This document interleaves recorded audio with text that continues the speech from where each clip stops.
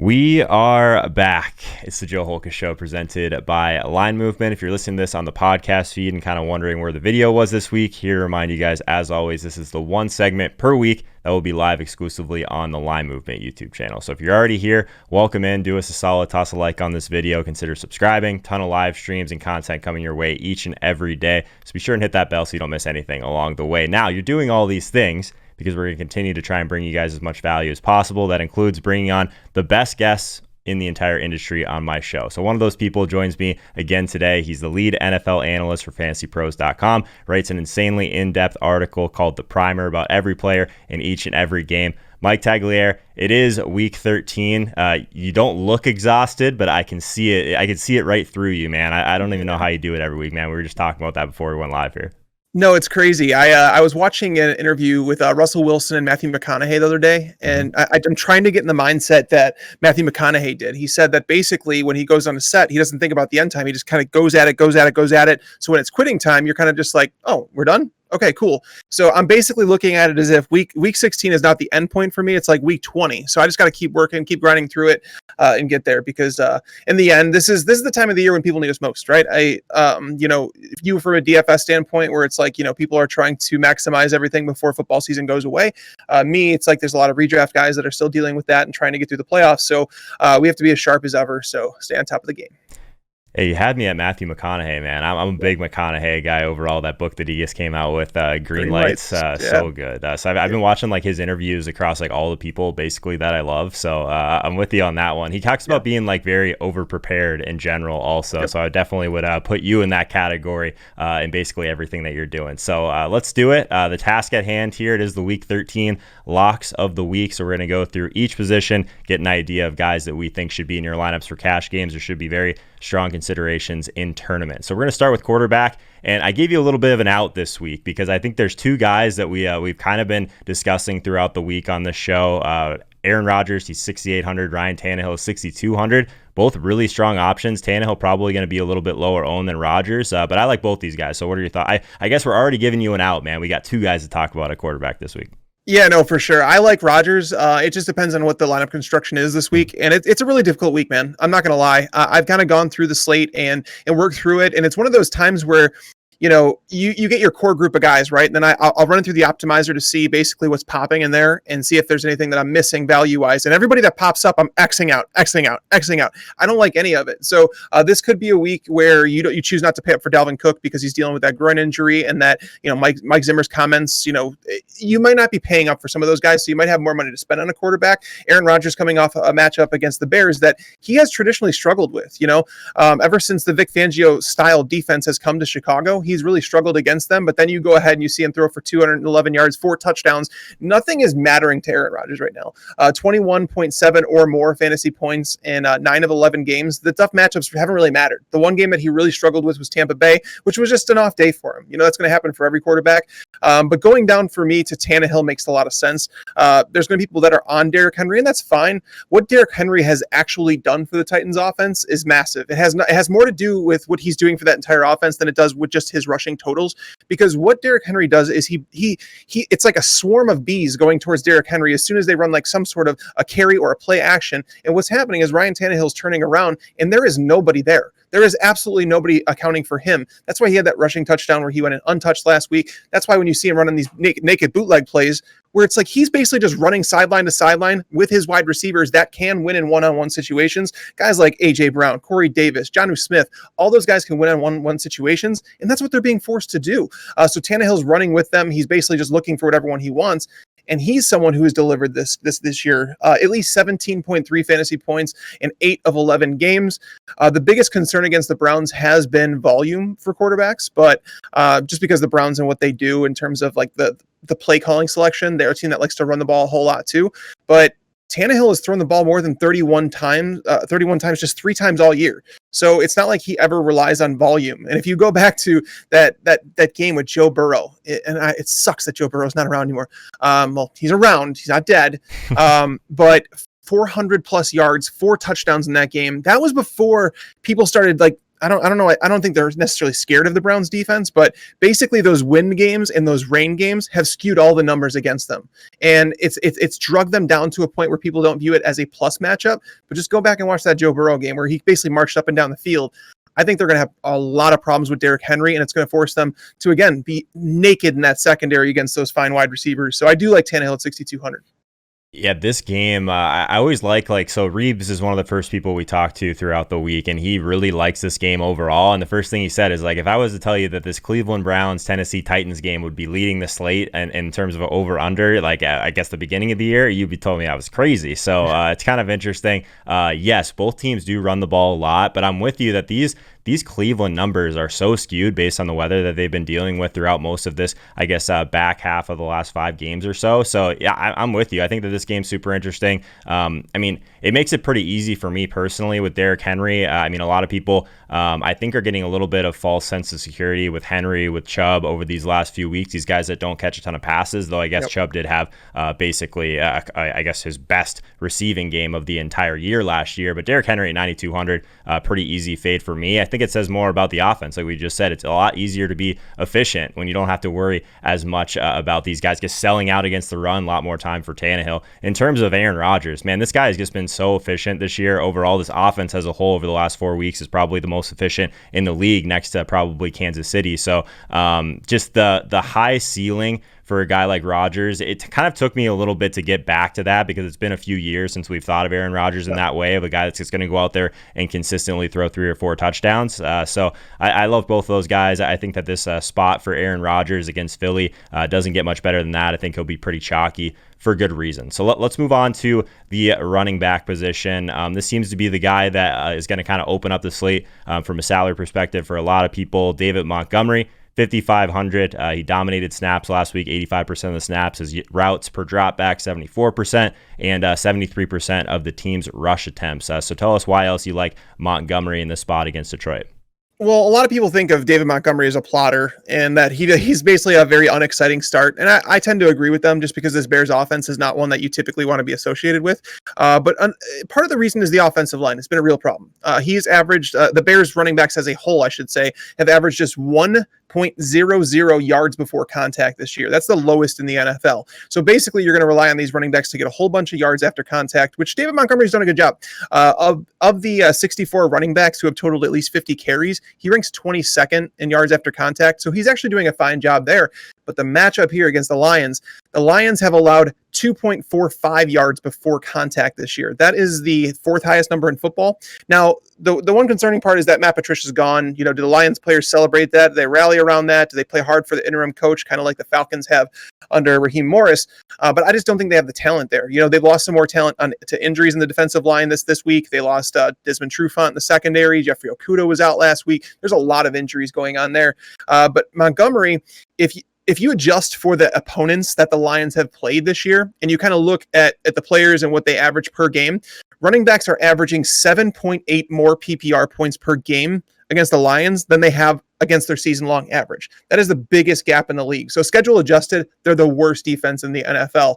And then on top of that, you know, you do have to worry about Mitch Trubisky and, like, in terms of, like, you know, the game script, how it goes with a lot of running backs that are built like David Montgomery. But ever since Tariq Cohen was sent out for the year with that ACL, David Montgomery, he's played 6 full games where he has not had to leave the field. And in those games, he's seeing 5 targets in every single one of them.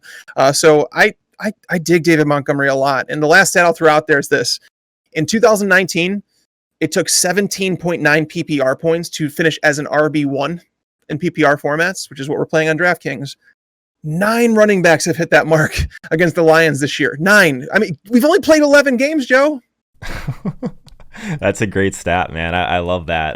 And David Montgomery, again, I think of him kind of a similar way as you. Like, it doesn't scream upside by any means, but this is a weird slate, man. There's going to be some decisions you have to make that you don't normally have to do. So 5,500, I think he's just underpriced for his volume for sure. I think he's going to be super chalky in that range. We're actually going to stay in this game for the wide receiver lock of the week, week 13. Allen Robinson, he's 6,700. I bet a lot of the same argument is in play for Allen Robinson, right? There's really no one on this team that can stop him.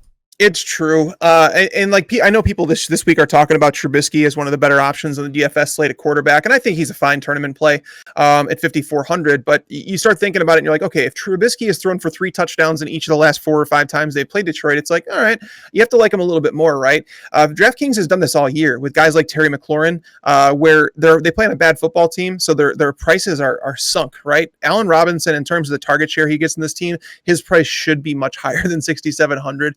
I would argue it should be closer to 77, 8,000 in terms of his target share that he's getting. Now, again, there is some risk built into that price, and that's why I think it's dialed back, and why I'm willing to take that risk is because the Lions, even with a healthy secondary, with Desmond Trufant back there, who's not really good, but he was the best they had. They've allowed 9.3 yards per target to wide receivers, and Jeffrey Okudah, their number 3 or number 4 overall pick, I can't remember which one it was. They took him. He's been somewhat of a disappointment, but even he missed last week, so they could be down 2 starting cornerbacks in this matchup. It reminds me a lot of the week where I was willing to play Allen Robinson against the Falcons secondary. It's just, you look at it and you're like, the Bears throw more often than any other team in the league. Sure, you could look at Detroit and say they're a team that you should run the ball against over and over. Matt Nagy just doesn't do that. I don't even want to get into Matt Nagy's play calling. It's terrible, but it does benefit Allen Robinson, the fact that they do drop back to pass, I think 65% of the time. So I'm willing to play him against a team that's allowed 6 different wide receivers to finish with 20 plus PPR points against them. I think Robinson's number 7. I like it. Just there's a couple guys, it feels like, that are just underpriced just because of the team they play on, right? Like we talk about Denzel Mims and some of these Jets guys, like they can make your lineup work in some ways. I would actually prefer a Flacco back there versus Darnold because he looked terrible. But I think that's interesting. I feel like I've been asking everyone this week, Mike, so I'm going to throw this at you quickly. The whole fallout with Will Fuller, now Brandon Cooks, everyone thinks he's going to kind of step in to a larger target share. I'm not convinced that Brandon Cooks can be a true number 1. I think he's going to be pretty chalky this week, even at 5,600. What are your thoughts about the Houston offense, the state of it overall without Fuller? Yeah, he's definitely not going to be a guy that's going to see 12 targets a week. That's just not who Brandon Cooks is. Even if you look at Will Fuller, I mean, Will Fuller with DeAndre Hopkins gone, some people said, well, when he's healthy, he's going to see 10 to 12 targets. He really didn't get there. He was constantly in that 8 target range. I'd say he averaged around there, but Brandon Cooks is really tough. It's tough to argue more targets than he's already getting. So I gave him a slight bump just because I think it raises his floor every single week, because again, Will Fuller is a presence. He accumulated, right around that 8 targets per game. But you start looking at this offense, you're like, where are these targets going to go? They brought in David Johnson this offseason, and the move never made sense to me. And now Bill O'Brien's gone, so, I mean, it is what it is. But you bring in a guy that David Johnson was never a great in between the tackles runner. He wasn't. You almost wanted to get creative with him. You wanted to pitch the ball. You wanted to do whatever. Carlos Hyde worked in this scheme. Lamar Miller worked in this scheme. You just run him between the tackles. You're hoping to get 4 yards per carry. David Johnson was never built to do that. He was almost the best pass catching running back in the league. But the Texans, including with Deshaun Watson, have never ever targeted their running back position a whole lot. So I was like, well, what's happening? Are they going to change the philosophy of their offense? And in week 1, you kind of saw a little bit of a mixture with Duke Johnson and David Johnson. You thought maybe it's going to happen. It never did. It really never did. David Johnson was not catching very many balls at all, even when he was in the lineup. They also don't target their tight ends very much. Jordan Akins is a guy over the last 2 years has averaged one of the highest yards per target to tight ends in the league, yet he's struggling to get to 5 targets in a single game. Like, I think there's been 2 or 3 times all year where him or Fells has seen 5 or more targets. So you look at it and you're like, Kiki QT, well, Bill O'Brien is gone. So the guy that hated QT, clearly, he maybe QT gets a shot.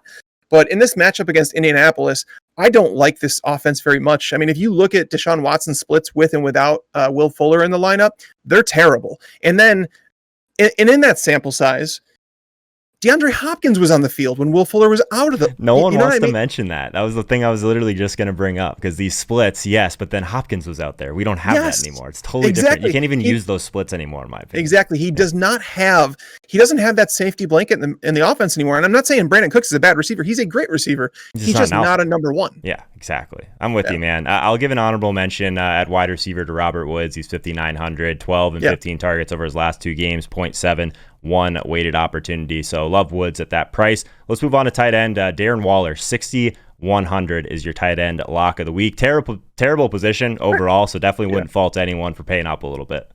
Yeah, it's one of those positions where you just every week you wonder, like, why do I do this to myself? If you play like a value tight end in your stuff, looking at it, like Hunter Henry was a decent one last week, but Darren Waller made a lot of sense.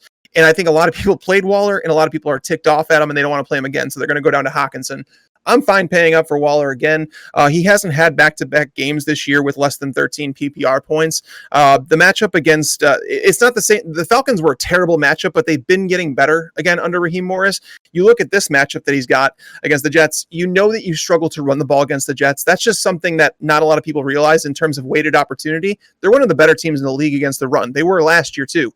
They're just better than people think they are. So then you're like, all right, Josh Jacobs banged up. Okay, maybe they don't run the ball as much. Devontae Booker, whatever. You look to the air and you're like, okay, how is this going to get done? And you come back to Waller. And so I looked at it, and the Jets are allowing a touchdown every 8.1 targets to tight ends. That is the highest mark. That's like the most often in the league.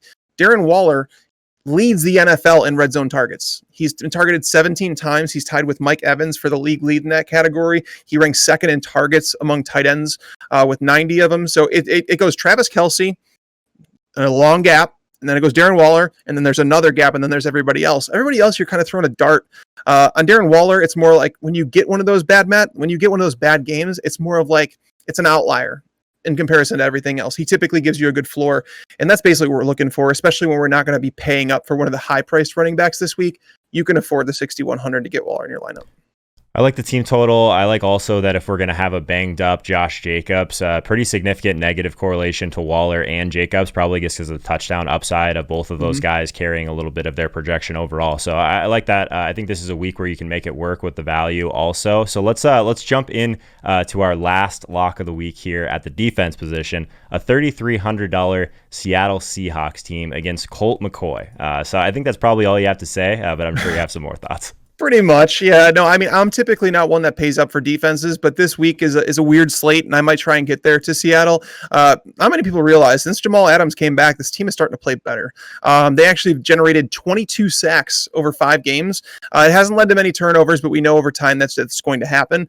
They've also had some tough competition as of late. Kyler Murray, Josh Allen, the Rams offense, but they've been playing really, really good. They've actually held opponents to fewer than 24 points in 3 straight games. And on top of that, I mean, he has no mobility. Daniel Jones does have some mobility, and even he behind this offensive line has been sacked 31 times through 11 games, which is the 5th most in the NFL. So you had this Seahawks team coming off a ho-hum victory where it was like, I think it would be nice for them to get a confidence builder here. And they're close to, is it double-digit favorites in this game, or did it come down? Let's see. I think it was at... It was 10 at one point this week, wasn't it? Yeah, it looks like it. Yeah, it's actually at 10 right now. 10. Cool. So it was at 9.5 at open. It's at 10 now. So again, this just feels like a game where there's going to be a lot of pass attempts by Colt McCoy, and anytime you have a defense going against that, it's not a bad thing. Love it, man. Mike Tagliere, everyone. Be sure and follow him on Twitter. He's at Mike Tagliere NFL. Obviously, check out the primer over at FantasyPros.com. Before you get out of here, smash that like button, subscribe to the channel if you haven't already. Let us know in the comments who your favorite overall play on DraftKings is this week. Mike, best of luck in Week 13, my dude.